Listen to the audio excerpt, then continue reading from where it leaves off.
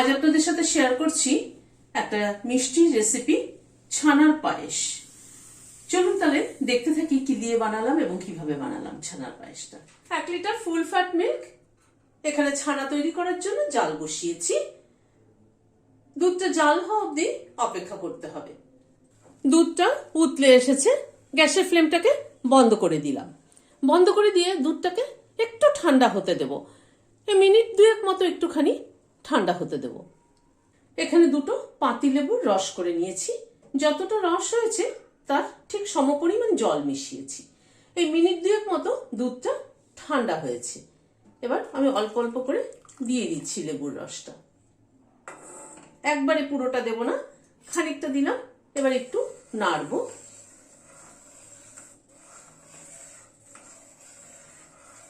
আবার অল্প একটু দিয়ে দিচ্ছি।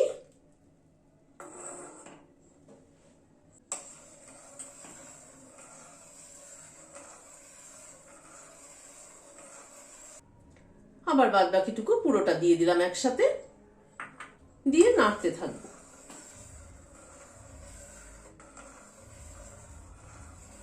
নাড়তে নাড়তে দেখুন ছানাটা কিন্তু পুরো কেটে গেল। এইভাবে ছানা কাটলে না ছানা ভীষণ সফট হয়। একটা বাটির মধ্যে স্ট্রেনার বসিয়েছি, স্ট্রেনারের মধ্যে একটা সাদা কাপড় দিয়েছি।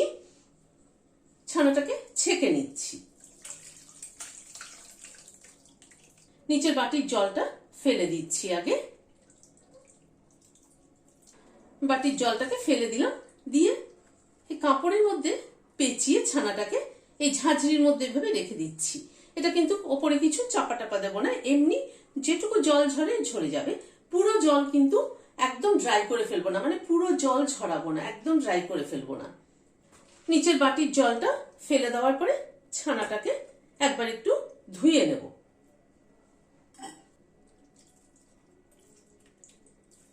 ছানাটাকে এমনি নর্মাল ওয়াটার দিয়ে ধুয়ে নিচ্ছি যাতে লেবুর গন্ধটা চলে যায়।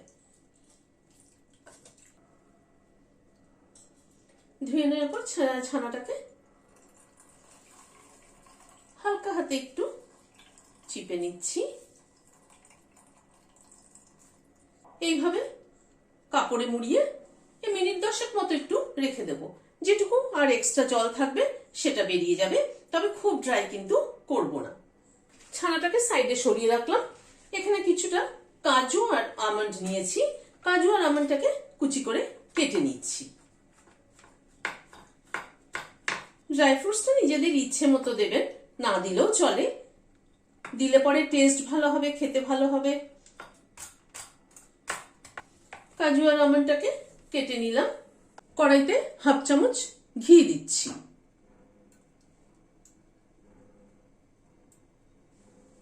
কাজু আর আমন্ডটাকে দিয়ে দিচ্ছি। ঘিয়ের মধ্যে হালকা করে ভেজে নিচ্ছি।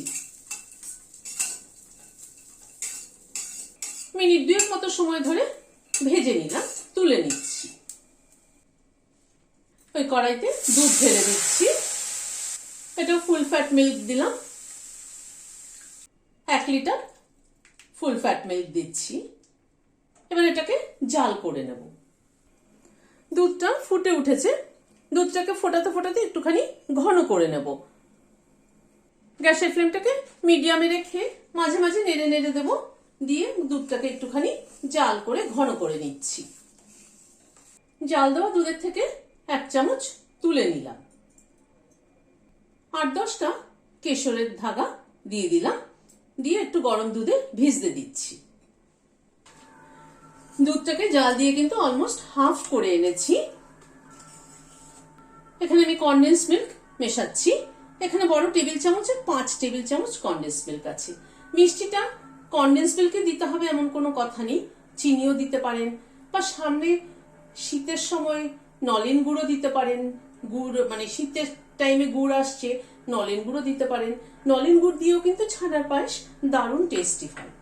মিষ্টিটা যে যেরকম খাবে সেভাবে অ্যাড করবেন। কনডেন্স মিল্কটা দিয়ে মিনিট 2 একটুখানি ফুটিয়ে নিলাম। এবার ছানাটা কিন্তু একটুখানি হাতে ক্রাম্বল করে করে দিয়ে দেব।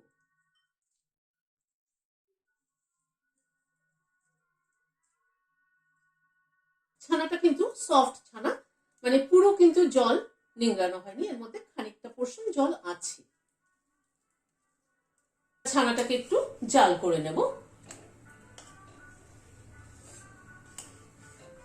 ছানাটাকে দিয়ে মিনিট 4-5 একটু ফুটিয়ে নিলাম। কাজু বাদাম আর আমন্ড যেটা ভেজে রেখেছিলাম দিয়ে দিলাম। জাফরান যেটা ভিজিয়ে রেখেছিলাম সেটাও দিয়ে দিলাম। 5-6টা এলাচ গুঁড়ো করে নিয়েছি, সেটা ছড়িয়ে দিলাম। এই জাফরান আর এলাচের ফ্লেভারটাই কিন্তু মানে পুরো পায়েসের টেস্টটাই চেঞ্জ হয়ে যায়, এত সুন্দর একটা ফ্লেভার হয়। সবকিছুকে একবার একটু মিশিয়ে দিলাম, দিয়ে গ্যাসের ফ্লেমটাকে বন্ধ করে দিয়ে সার্ভ করে দিচ্ছি। বাড়িতে গেস্ট আসলে এরকম একটা যদি ডেজার্ট বানিয়ে দেওয়া হয় ছানার পায়েস, তাহলে কিন্তু দারুণ হবে। ভিডিওটা যদি ভালো লেগে থাকে তাহলে একটা লাইক এবং সাবস্ক্রাইব করার অনুরোধ রইল। আজ তাহলে এখানে শেষ করছি।